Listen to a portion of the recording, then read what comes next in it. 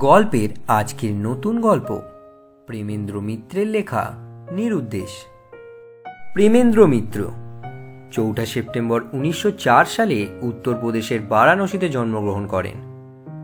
কল্লোল যুগের একজন বহুমুখী প্রতিভার অধিকারী বাঙালি কবি, ছোট গল্পকার, ঔপন্যাসিক এবং চিত্র পরিচালক। বাংলা সাহিত্যে তার সৃষ্ট জনপ্রিয় চরিত্রগুলি হল ঘনাদা, পরাশর বর্মা, মেজকর্তা এবং মামাবাবু ইত্যাদি।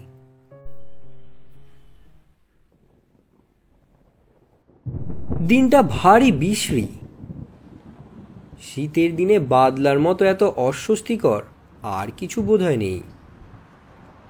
বৃষ্টি ঠিক যে পড়ছে তাও না, কিন্তু মেঘাচ্ছন্ন আকাশ ও ম্লান পৃথিবী কেমন মৃতের মতো অসাড় হয়ে আছে। সোমেশ হঠাৎ আজ এসে না পড়লে কেমন করে দুপুরটা কাটাতাম বলতে পারি না, কিন্তু সোমেশও আজ যেন কেমন হয়ে এসেছে। খবরের কাগজটা দু একবার উল্টে পাল্টে সোমেশের সামনে ফেলে দিয়ে বললাম, একটা আশ্চর্য ব্যাপার দেখেছ? কি? আজকের কাগজে একসঙ্গে 7টা নিরুদ্দেশের বিজ্ঞাপন। সোমেশ কোনো কৌতূহলই প্রকাশ করল না, যেমন বসেছিল তেমনি উদাসীনভাবেই শুধু সিগারেটের ধোঁয়া ছাড়তে লাগল। নিস্তব্ধ ঘরের ভিতর ধোঁয়ার কুণ্ডলী শুধু ধীরে ধীরে পাক খেতে খেতে ঊর্ধ্বে উঠে গেল, আর সমস্তই নিশ্চল, স্তব্ধ। বাইরের অসারতা যেন আমাদের মনের উপর চেপে ধরেছিল। নেহাত একটা কিছু করে এই অস্বস্তিকর স্তব্ধতা ভাঙবার প্রয়োজনেই আরম্ভ করলাম। নিরুদ্দেশের এই বিজ্ঞাপনগুলো দেখলে কিন্তু আমার হাসি পায়। অধিকাংশ ক্ষেত্রেই ব্যাপারটা কি হয় জানো তো? ছেলে হয়তো রাত করে থিয়েটার দেখে বাড়ি ফিরেছেন, এমন তিনি প্রায়ই ফিরে থাকেন আজকাল।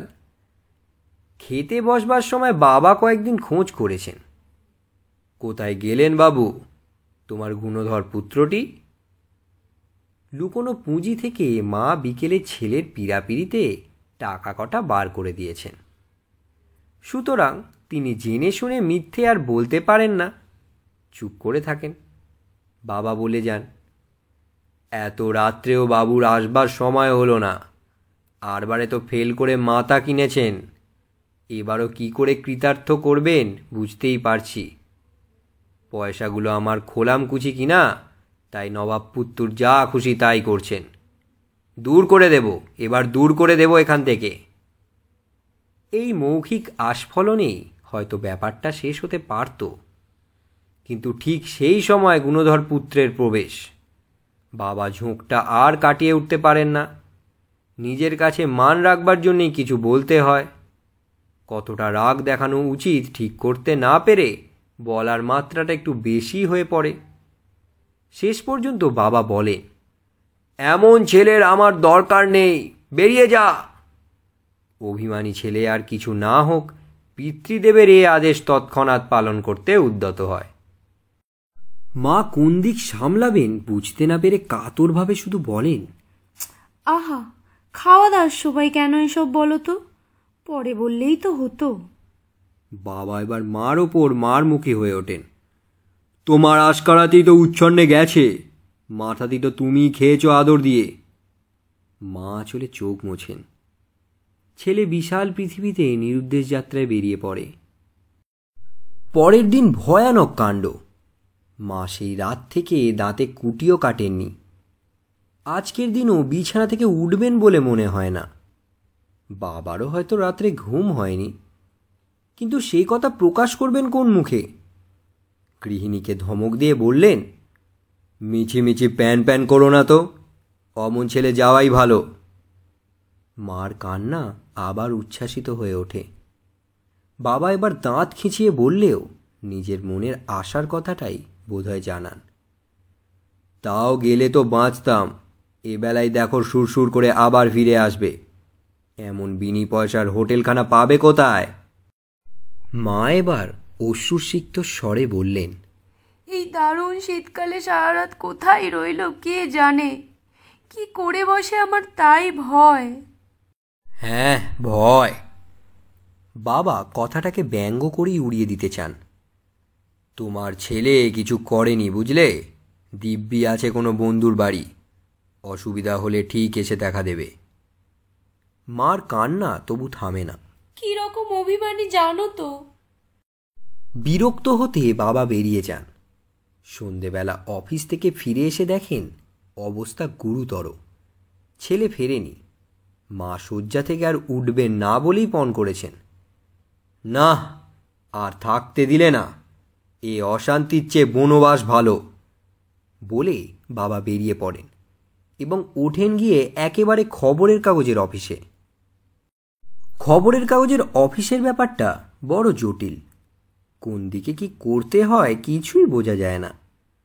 খানিক এদিক ওদিক বিমূঢ়ভাবে ঘুরে একদিকের একটা অফিস ঘরে ঢুকে পড়ে নিরীহ চেহারার এক ভদ্রলোককে বেছে নিয়ে সাহস করে জিজ্ঞাসা করেন, আপনাদের কাগজে এই একটা খবর বার করতে চাই। নিরীহ চেহারার লোকটি হঠাৎ মুখ তুলে ব্যঙ্গের স্বরে বলেন, খবর? কেন, আমাদের খবরগুলো পছন্দ হচ্ছে না? আমরা কি এতদিন রামযাত্রা বার করেছি? বাবা একটু হতভম্ব হয়ে একবার অসহায়ভাবে চারিদিকে তাকান। পাশের যে ভদ্রলোকটির মুখ দেখে অত্যন্ত রূঢ় প্রকৃতির মনে হয়েছিল, তিনি সহানুভূতির স্বরে বলেন, আহা, কি করছো? ভদ্রলোক কি বলতে চান শোনোই না, বসুন আপনি। বাবা একটা চেয়ারে একটু অপ্রস্তুতভাবে বসবার পর তিনি বলেন, কি খবর বলছিলেন? আগে ঠিক খবর নয়, একটু বিজ্ঞাপন দেওয়ার ছিল। বিজ্ঞাপন? কিসের বিজ্ঞাপন? কতটা স্পেস দরকার? কপি এনেছেন? বাবা আরও বিমূঢ়ভাবে বলেন, আগে ঠিক বিজ্ঞাপন নয়, এই আমার ছেলে বাড়ি থেকে চলে গিয়েছে। তাকে আর কথা শেষ করতে হয় না। টেবিলের ওপর দিক থেকে ভদ্রলোক বলেন, বুঝেছি, নিরুদ্দেশ। কি দেবেন, চেহারার বর্ণনা না ফিরে আসবার অনুরোধ? বাবা যেন এতক্ষণে কুল পেয়ে বলেন, আগে হ্যাঁ, ফিরে আসবার অনুরোধ। ওর মা বড় কান্নাকাটি করছে। বুঝেছি, রাগারাগি করে গিয়েছে বুঝি? ভদ্রলোক একটা কাগজের প্যাড বাবার দিকে এগিয়ে দিয়ে বলেন, নিন, লিখে দিন। লিখে বাবার মুখের বিপদগ্রস্ত ভাব অত্যন্ত স্পষ্ট। ভদ্রলোক দয়া পরবশ হয়ে বলেন, আচ্ছা, আমরা লিখে দেব কন, আপনি শুধু নাম টামগুলো দিয়ে যান। পরিচয় ইত্যাদি দিয়ে যাবার সময় বাবা অনুরোধ করেন, একটু ভালো করে লিখে দেবেন, ওর মা কাল থেকে জল গ্রহণও করেনি। সেসব বলতে হবে না, এমন লিখে দেব যে পড়ে আপনার ছেলে কেঁদে ভাসিয়ে দেবে। আপনি নিশ্চিন্তে থাকুন। আশ্বস্ত হয়ে বাবা ঘরে ফেরেন, কিন্তু অশ্রু সজল বিজ্ঞাপন বার হবার আগেই দেখেন ছেলে ঘরে এসে হাজির। অনুতপ্ত হয়ে সে এসেছে মনে করো না, সে বাড়িতে থাকতে আসেনি, শুধু একবার চলে যাবার আগে তার গোটা কয়েক বই নিয়ে যেতে এসেছে। এবার মায়ের ক্রুদ্ধস্বর শোনা যায়, তা যাবি বই কি? অমনি কুলঙ্গার তুই তো হয়েছিস, কোনো ছেলে যেন আর মার বকুনি খায় না। তুই একেবারে পীর হয়েছিস। কাল সারা দু চোখের পাতে এক করেননি তা জানিস? ভেবে ভেবে চেহারাটার আজ কি হয়েছে দেখে আয়, উনি তেজ করে চলে যাবেন। বাবা এবার ভেতরে ঢুকে মৃদুস্বরে বলেন, আহ, আর বকাবকি কেন? মা ধমক দিয়ে বলেন, তুমি থামো, অত আদর ভালো নয়। একটু বকুনি খেয়েছে বলে বাড়ি ছেড়ে চলে যাবে, এত বড় আস্পর্ধা। অধিকাংশ নিরুদ্দেশের বিজ্ঞাপনের ইতিহাসেই। সোমেশের সিগারেটটা তখন শেষ হয়েছে। এতক্ষণ ধরে আমার কথা সে মোটেই শুনছে বলে মনে হয় না। একবার একটু নড়ে চড়ে বসতেও তাকে দেখলাম না। একটু বিরক্ত স্বরেই বললাম, কি হয়েছে তোমার বলো তো? মিছিমিছি আমি একলা বকে মরছি। সেই কথার কোনো উত্তর না দিয়ে সোমেশ হঠাৎ ছড়ানো পা গুটিয়ে সোজা হয়ে বসে সিগারেটের অবশিষ্টটুকু ফেলে দিল। তারপর বলল, তুমি জানো না, এই বিজ্ঞাপনের পেছনে অনেক সত্যকার ট্র্যাজেডি থাকে। তা থাকে, যে আমি অস্বীকার করছি না। কখনো কখনো সত্যিই যে যায়, সে আর ফেরে না। সোমেশ একটু হেসে বললেন, না, তা বলছি না। ফিরে আসারই ভয়ানক একটা ট্র্যাজেডির কথা আমি জানি। আমি উৎসুকভাবে তার দিকে চেয়ে বললাম, তার মানে? শোনো, বলছি। বাইরে এতক্ষণে বৃষ্টি আবার আরম্ভ হয়েছে। কাঁচের সার্সির ভিতর দিয়ে বাইরের রাস্তাঘাট ঝাপসা অবাস্তব দেখাচ্ছে। মনে হচ্ছে আমরা যেন সমস্ত পৃথিবী হতে বিচ্ছিন্ন হয়ে গেছি। পুরনো খবরের কাগজের ফাইল যদি উল্টে দেখো, তাহলে দেখতে পাবে বহু বছর আগে এখানকার একটি প্রধান সংবাদপত্রের পাতায় দিনের পর দিন একটি বিজ্ঞাপন বেরিয়েছে। সে বিজ্ঞাপন নয়, সম্পূর্ণ একটি ইতিহাস। দিনের পর দিন ধারাবাহিকভাবে পড়ে গেলে সম্পূর্ণ একটি কাহিনী যেন জানা যায়। মনে হয় ছাপার লেখায় সত্যি যেন কান পাতলে কাতর আর্তনাদ শোনা যাবে। সে বিজ্ঞাপন অবশ্য নিরুদ্দেশের। প্রথমে দেখা যায় মায়ের কাতর অনুরোধ ছেলের প্রতি ফিরে আসবার জন্য। অস্পষ্ট আড়ষ্ট ভাষা, কিন্তু তার ভিতর দিয়ে কি ব্যাকুলতা যে প্রকাশ পেয়েছে তা না পড়লে বোঝা যায় না। ধীরে ধীরে মায়ের কাতর অনুরোধ হতাশ দীর্ঘশ্বাসের মতো খবরের কাগজের পাতায় যেন মিলিয়ে যেতেও দেখা গেল। তারপর শোনা গেল পিতার গম্ভীর স্বর, একটু যেন কম্পিত, তবু ধীর ও শান্ত। শোভন, ফিরে এসো। তোমার মা শয্যাগত, তোমার কি এতটুকু কর্তব্যবোধ নেই? বিজ্ঞাপন তারপরেও কিন্তু থামল না। পিতার স্বর ভারী হয়ে আসছে যেন, মনে হয় যেন গলাটা ধরা। শোভন, এখন না এলে তোমার মাকে আর দেখতে পাবে না। কিন্তু শোভনের হৃদয়েতে বুঝি গলল না। দেখা গেল বিজ্ঞাপন সমানভাবে চলছে, শুধু পিতার নিজেকে সামলাবার আর ক্ষমতা নেই। এবার তার স্বরে কাতরতা, শুধু কাতরতা নয়, একান্ত দুর্বলতা। শোভন, জানো না আমাদের কেমন করে দিন যাচ্ছে? এসো, আর আমাদের দুঃখ দিও না। বিজ্ঞাপন ক্রমশ হতাশ হাহাকার হয়ে উঠল, তারপর একেবারে গেল বদলে। আর শোভনকে উদ্দেশ্য করে কিছু লেখা নেই, সাধারণ একটি বিজ্ঞপ্তি মাত্র। এই ধরনের, এই চেহারার, এই বয়সের একটি ছেলে, আজ 1 বৎসর তার কোনো সন্ধান নেই। সন্ধান দিতে পারলে পুরস্কার পাওয়া যাবে। পুরস্কারের পরিমাণ ক্রমশই বাড়তে লাগলো খবরের কাগজের পাতায়। দোহারা ছিপছিপে একটি বছর 16-17 ছেলে, পরিচয় চিহ্ন ঘাড়ের দিকে, ডান কানের কাছে একটি বড় জরুল। জীবিত না মৃত এইটুকু যদি কেউ সন্ধান দিতে পারে, তাহলেও পুরস্কার পাওয়া যাবে। সোমেশ চুপ করল খানিকক্ষণের জন্য। জলের ছাটের সার্সির কাজ একেবারে ঝাপসা হয়ে গেছে। ঘরের ভিতর ঠান্ডায় মনে হচ্ছে একটা কম্বল টম্বল জড়াতে পারলে ভালো হয়। বললাম, এ তো গেল বিজ্ঞাপনের উপখ্যান, আসল ব্যাপারে কিছু জানো নাকি? জানি, শোভনকে আমি জানতাম। সে যে কোনো ভয়ঙ্কর অভিমানের বশে বাড়ি ছেড়ে এসেছিল তা মনে করো না। বাড়ি ছাড়াটাই তার কাছে একান্ত সহজ। ছুতোটা যা হোক কিছু হলেই হলো। পৃথিবীতে 2-1টা লোক আসে জন্ম থেকেই একেবারে নির্লিপ্ত মন নিয়ে। তারা ঠিক কঠিন হৃদয় নয়, বরং বলা যেতে পারে তাদের মন তৈলাক্ত। পিচ্ছিল বলে তারা কোথাও ধরা পড়ে না, কিছুই তাদের মনে দাগ দিতে পারে না। শুনলে আশ্চর্য হবে, খবরের কাগজের বিজ্ঞাপনের সংবাদ জানলেও সেগুলো সে অনুসরণই করেনি। কোনোদিন চোখে পড়েছিল হয়তো, তারপর অনায়াসে সেগুলো গেছিল ভুলে। বাড়ির বাইরে যে সমস্ত দুঃখ অসুবিধায় অন্য কেউ হলে হয়রান হয়ে পড়ত, তার ভেতরেই সে পেয়েছে মুক্তির স্বাদ। অন্য কেউ যাই ভাবুক, সে নিজেকে একটি ছোট সংসারের আদরের ছেলে হিসাবে শুধু ভাবতে পারিনি। কিন্তু বিজ্ঞাপন যেদিন হঠাৎ বন্ধ হয়ে গেল, সেদিন কেন বলা যায় না তার উদাসীন মনও বিচলিত হয়ে উঠল।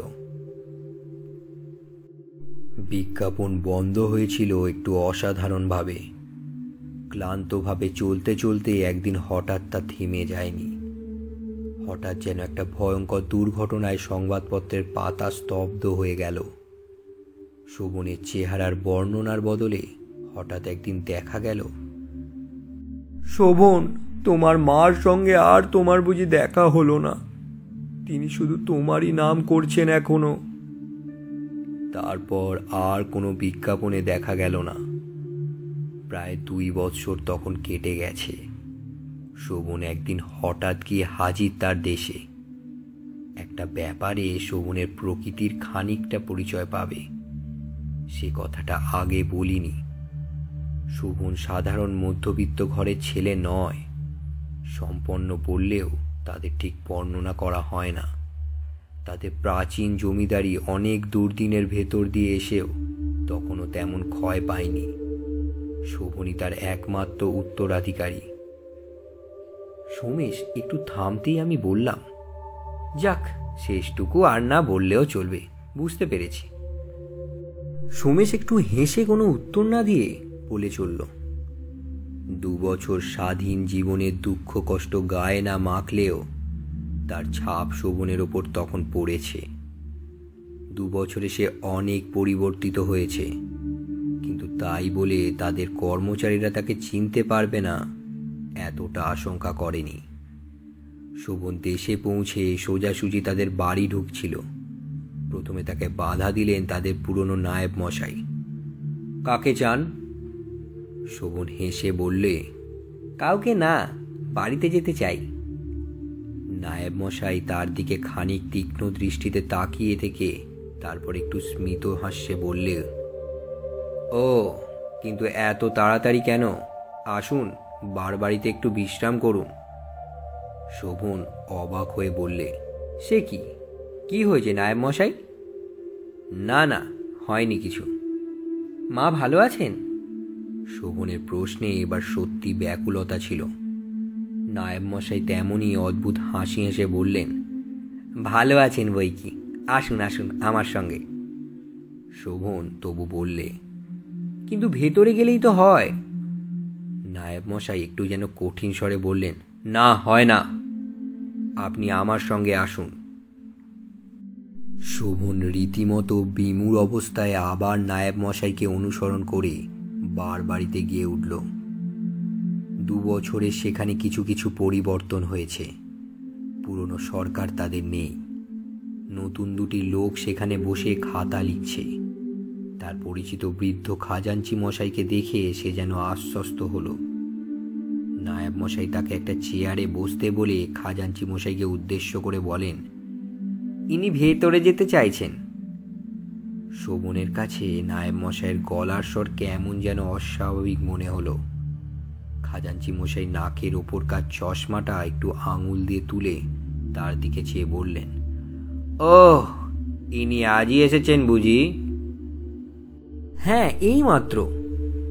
শোভন এবার অধীরভাবে বলে উঠল, আপনারা কি বলতে চান স্পষ্ট করে বলুন। মার কি কিছু হয়েছে? বাবা কেমন আছেন?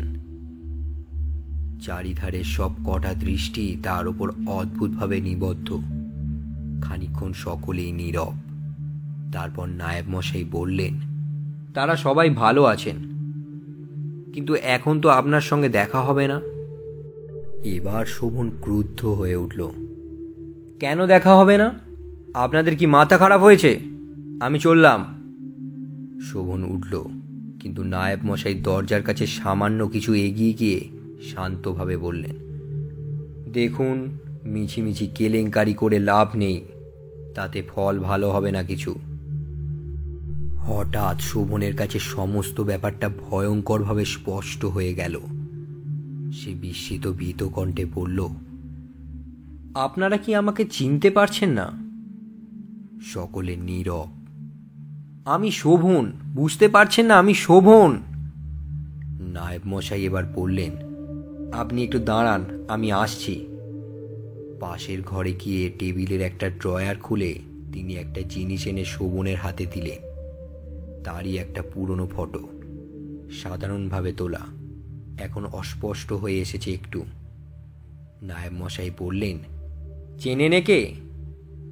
শোভন বিস্মিত কণ্ঠে বললেন, এ তো আমারই ফটো, দেখুন ভালো করে আপনারাই মিলিয়ে। না, এ অসহ্য। চুলগুলো মুঠি করে ধরে সে বসে পড়ল। নায়েব মশাই তার সঙ্গে বসে বললেন, দেখুন, কিছু মনে করবেন না, আপনার সঙ্গে একটু মিল আছে সত্যি, কিন্তু এর আগে আরও দুজনের সঙ্গে ছিল, মায়ে জরুল পর্যন্ত। আমাদের এই নিয়ে গোলমাল করতে মানা আছে, আমরা কিছু হাঙ্গামা করব না, আপনি এখন চলে যেতে পারেন। শোভন উদ্ভ্রান্তভাবে সকলের দিকে চেয়ে দেখল। সকলের দৃষ্টিতে অবিশ্বাস। কাতরভাবে বলল, একবার শুধু আমি মা বাবার সঙ্গে দেখা করব। আপনারা বিশ্বাস করছেন না, কিন্তু একবার আমায় শুধু দেখা করতে দিন। নায়েব মশাই হতাশভাবে হাতের ভঙ্গি করে বললেন, শুনুন তাহলে, 7 দিন আগে শোভন মারা গেছে, তার মৃত্যুর খবর আমরা পেয়েছি। শোভন এই অবস্থায় না হেসে পারলে না, বললে, কেমন করে মারা গেল? তার কণ্ঠস্বরে বিদ্রূপ উপেক্ষা করে নায়েব মশাই বললেন, মারা গিয়েছে রাস্তায় গাড়ি চাপা পড়ে অপঘাতে। নামধাম পরিচয় পাওয়া সম্ভব হয়নি, কিন্তু যারা দুর্ঘটনার সময় উপস্থিত ছিল তাদের কয়েকজন খবরের কাগজে আমাদের বিজ্ঞাপন দেখে আমাদের সব কথা জানিয়েছেন।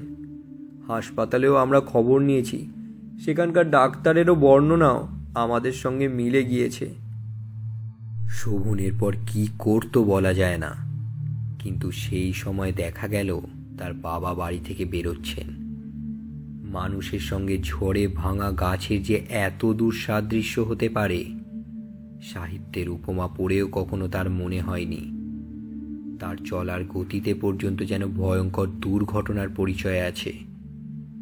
সকলে কিছু বুঝে উঠবার আগেই শোভন দৌড়ে ঘর থেকে বার হয়ে গেল।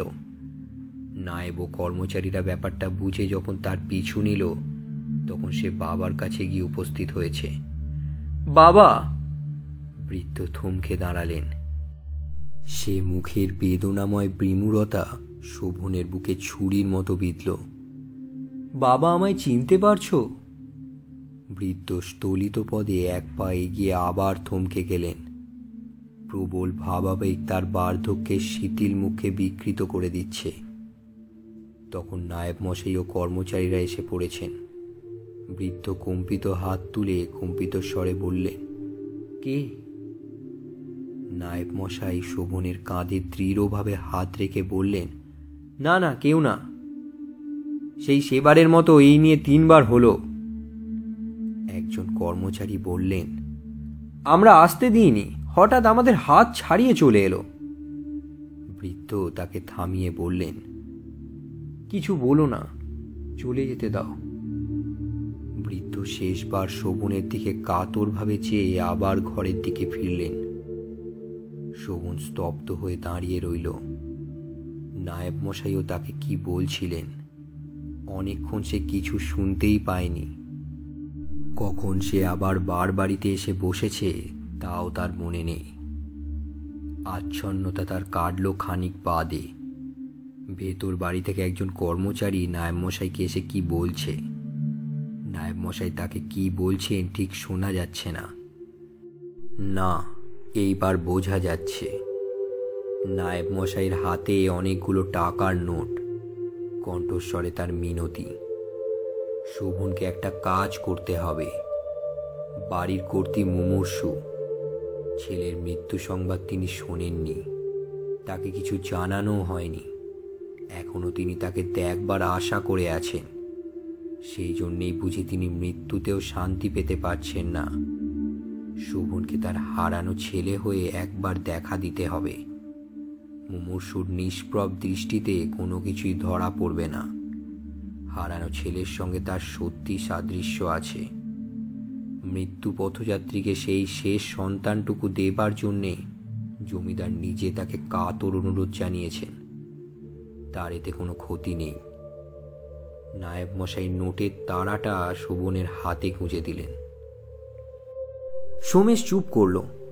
খানিকক্ষণ বাইরের বৃষ্টির শব্দ ছাড়া আর কোনো শব্দ নেই।